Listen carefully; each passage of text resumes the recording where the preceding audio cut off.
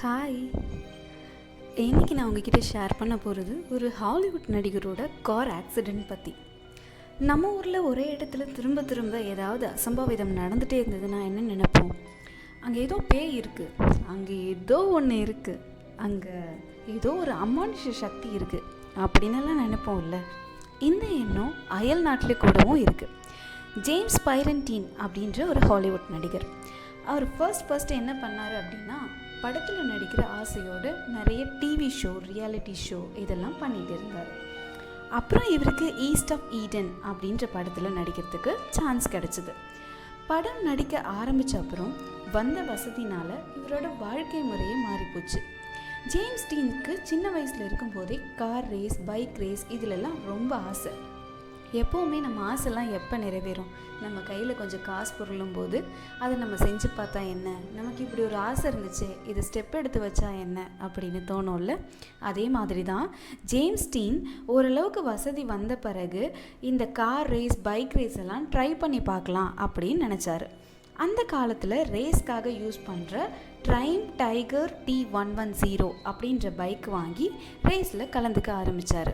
இவர் ஒரு நடிகர் இல்லையா, ஏதாவது ரேஸில் கலந்து ஆக்சிடெண்ட் ஆச்சுன்னா அது கொஞ்சம் கஷ்டம், அவரோட நடிக்கிற ஷெட்யூலில் சேஞ்சஸ் ஆகும் அப்படின்னு சொல்லிட்டு இதில் ரொம்ப இன்வால்வும் ஆகாமல் நடிப்பையும் ரேஸையும் ஒரே லெவலில் பேலன்ஸ் பண்ணிட்டு வந்தார். கொஞ்ச நாளைக்கு அப்புறம் கார் ரேஸ்க்காக போர்சே ஸ்பீடுஸ்டர் அப்படின்ற காரை வாங்கினார். அடுத்தடுத்த படங்கள் அவருக்கு நிறைய புகழ் வாங்கி கொடுத்தாலும் தன்னோட கனவான ரேஸில் தான் அவரோட மனசு ஃபுல்லாகவே இருந்துச்சு. ஸ்பீடுஸ்டர் காரை எடுத்துக்கிட்டு பாம் ஸ்ப்ரிங் ரோட் ரேஸில் கலந்துக்கிட்டாரு.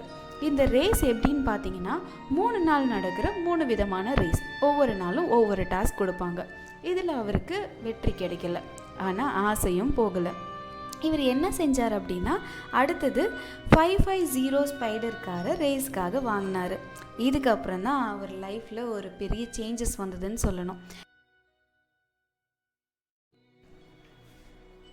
இந்த காரை ரோட்டில் ஓடுறதுக்கு அவங்க ஊரில் பெர்மிஷன் கிடையாது. ஆனால் இவருக்கு என்னென்னா அதை ஓட்டி பார்க்கணுன்னு ஆசை. என்ன செஞ்சார் அப்படின்னா, தன்னோட மெக்கானிக், அவர் பேர் ரோல்ஃப், அவர் கூட இந்த காரை எடுத்துக்கிட்டு ரோட்டில் ஓடுறதுக்கு ஆரம்பித்தார். ரோல்ஃப் வேணான்னு சொல்ல அந்த காரை வேகமாக ஓட்டிகிட்டு போனார்.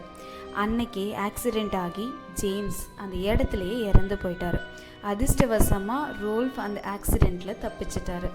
அங்கே ஒரு பழக்கம் என்ன அப்படின்னு கேட்டிங்கன்னா, ஒரு கார் ஆக்சிடெண்ட்டில் ஏதாவது ஆயிடுச்சுனாலோ இல்லை ஒரு கார் ரிப்பேர் ஆகிடுச்சுனாலோ அந்த காருக்குள்ளே இருக்க ஸ்பேர் பார்ட்ஸை எடுத்து மற்றவங்க யூஸ் பண்ணிக்குவாங்க. இவரோட காரையும் அப்படி தான். இந்த காரோட ஸ்பேர் பார்ட்ஸ் எல்லாத்தையுமே ஒரு 3 பேர் என்ன பண்ணாங்க அப்படின்னா, அதை அவங்களோட வசமாக்கி அவங்க காரில் யூஸ் பண்ண ஆரம்பித்தாங்க.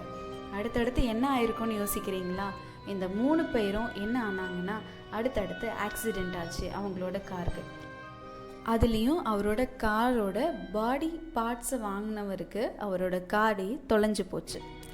ஜேம்ஸ் டீன் ஆவி தான் அவரோட காரோட ஸ்பேர் பார்ட்ஸ்லாம் பூங்குந்துட்டு இதெல்லாம் செய்யுது அப்படின்னு மக்கள் நம்புகிறாங்களோ இல்லையோ, எப்படினாலும் அடுத்தடுத்து அந்த ஆக்சிடெண்ட்டுக்கு எந்த காரணமும் கிடையாது.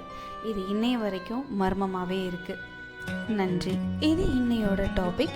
இதோட நான் முடிச்சுக்கிறேன். அடுத்த ஒரு நல்ல டாபிக்கோட உங்களை சீக்கிரம் வந்து மீட் பண்ணுறேன். Tata, by from Nancy.